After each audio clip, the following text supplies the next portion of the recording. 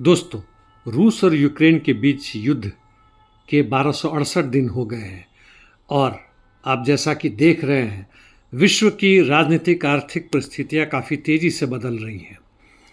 दक्षिणी यूक्रेन क्षेत्र में जहां युद्ध में काफ़ी ज़बरदस्त बदलाव हो रहे हैं, सबसे पहले जापोरिजिया ओब्लास्ट यानी राज्य में देखते हैं। वहाँ पे ओरोखो दिशा में नोवोदानिलोवका मलाया टोकमाचका के आसपास काफ़ी ज़बरदस्त लड़ाई जारी है, जबकि रूसी सेना ओरेखोव और जापोरिजिया रोड की तरफ तेज़ी से आगे बढ़ रही है। पूर्व में यानी दोनेस्क राज्य में मुख्य रूप से लड़ाई पोक्रोवस्क और उसके उत्तर में चल रहा है, जहां पर रूसी सैनिक बढ़ने में काफ़ी ज़बरदस्त तेज़ी लाई है और उन्होंने पर्शी ट्रावनिया और उडाकने की तरफ आगे बढ़त ले ली है, जो पोक्रोवस्क से उत्तर पश्चिम में है। अब पोक्रोवस्क के उत्तर में जिस तरफ रूसी सैनिकों का तेज़ी से बढ़त है, उस दिशा में उन्होंने दो गांवों पर या जगहों पर कब्जा कर लिया है, सुवोरोवो और दूसरा निकानोरोव का। यह रोडिंस्की से सटे हुए उत्तर पूर्व में है और यह विजय काफ़ी बड़ी मानी जा रही है, जबकि रूसी सेना दोब्रोपिलिया की तरफ भी बढ़ रहे हैं। दूसरी तरफ इनकी बढ़त जारी है। कुचेरेव यार, गेट और गेक्टोवका बाल्का तथा नोवोए शाखोवो दोरोजनोए और पांकोवका की तरफ। और पूर्व और उत्तर पूर्व में आए तो कुछ क्षेत्र जैसे विल्ने, रूबीजने, नोवोशाखो जिसके तरफ रूसी सैनिक बढ़ रही थी, इवानोवका, दोरोजने, यह ग्रे जोन में तब्दील हो गए हैं, यानी यूक्रेन के सैनिक वहाँ से पीछे हट चुके हैं, लेकिन रूसी सैनिक वहाँ पे अभी नहीं पहुँच पाए हैं, उनका कब्जा उन पर नहीं है। कॉन्स्टेंटिनिवका क्षेत्र में रूसी सैनिक कैटरीनोवका के दक्षिण तथा शेरेबिनोवका के केंद्र में और क्लेबानबुक नामक रिजर्वोयर के दक्षिण पश्चिम में आगे बढ़े हैं। आगे बढ़ते हैं टोरेस्क, जो कि अब पोक्रोवस्क से सटे हुए ही दिशा में माना जा सकता है।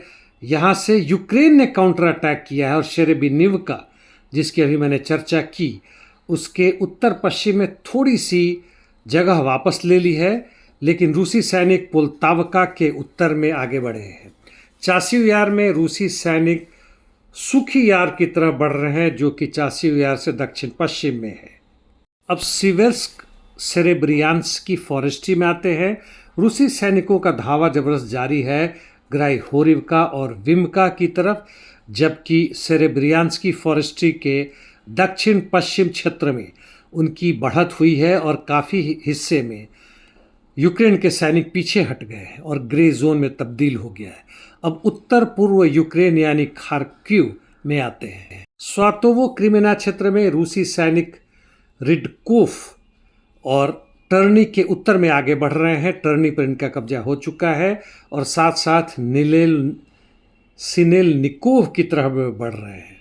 कुपियांस्क को तकरीबन 3 तरफ से घेरने के बाद से रूसी सैनिक अब कुपियांस्क में प्रवेश कर चुके हैं और जबरदस्त लड़ाई जारी है, जबकि खार्को के उत्तर में वोल्चांस दिशा में और उसके दक्षिणी पश्चिमी क्षेत्र में यूक्रेन के सैनिकों ने छोटी सी बढ़त वापस ले ली है। जबकि कुर्स्क सुमी में आते हैं तो यहाँ पे रूसी सैनिक यूनाकिव्का क्षेत्र में और आगे बढ़े हैं केंद्र से। इंटरडिक्शन मिशंस दोनों तरफ से बहुत ज़बरदस्त जारी है, जबकि यूक्रेन ने 40 से 50 यूएवीज दागे Belgorod, Black Sea, Sea of Azov, Volgograd, Rostov, जहाँ के काफ़ी आग नज़र आ रहा है, क्रीमिया, क्रास्नोदार में।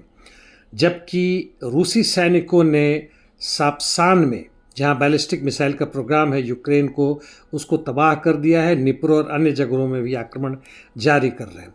शुरू में जैसा मैंने कहा था कि रूसी सैनिक काफ़ी आगे बढ़ रहे हैं, तो उनका जो नतीजा आया है 12 अगस्त को, यानी 2 दिन पहले, उन्होंने 110 स्क्वायर किलोमीटर पर कब्जा किया, जो कि एक रिकॉर्ड है अपने आप में। इस वर्ष का। गाज़ा की बात करते हैं, जहाँ युद्ध के 678 दिन हो गए हैं। नेतन्याहू ने अपने आप को हिस्टोरिक एंड स्पिरिचुअल मिशन पर आगे बढ़ने की बात कही है। यह और कुछ नहीं बल्कि 1967 के बाद से तथाकथित रूप से ग्रेटर इजराइल बनाने की बात है, यानी ऑक्यूपेशन की बात है, यानी अमेरिकी साम्राज्यवाद का मिडिल ईस्ट में एडवांस्ड मिलिट्री बेस को और बड़ा करने की बात है, और कुछ नहीं है। और इस क्षेत्र में इजिप्ट, जोर्डान की भी जगह आएंगे, जहाँ की सरकार पुलिस तैयार कर रही है ताकि गाज़ा में जाके वह पेट्रोलिंग कर सके, जबकि आईडीएफ उस पर पूरी तरह कब्जा कर लेगा। यह पूरी की पूरी गद्दारी है। हूतीज अपना इस बीच काम कर रहे हैं। बेन गुरियान एयरपोर्ट पे उन्होंने बैलिस्टिक मिसाइल दागे, जबकि परसों उन्होंने 6 ड्रोन्स भी दागे हैं इजराइल के अनेक क्षेत्रों में।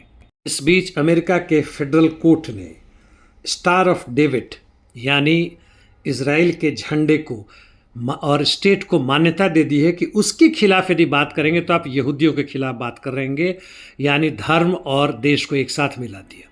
इतना ही आज के लिए, धन्यवाद।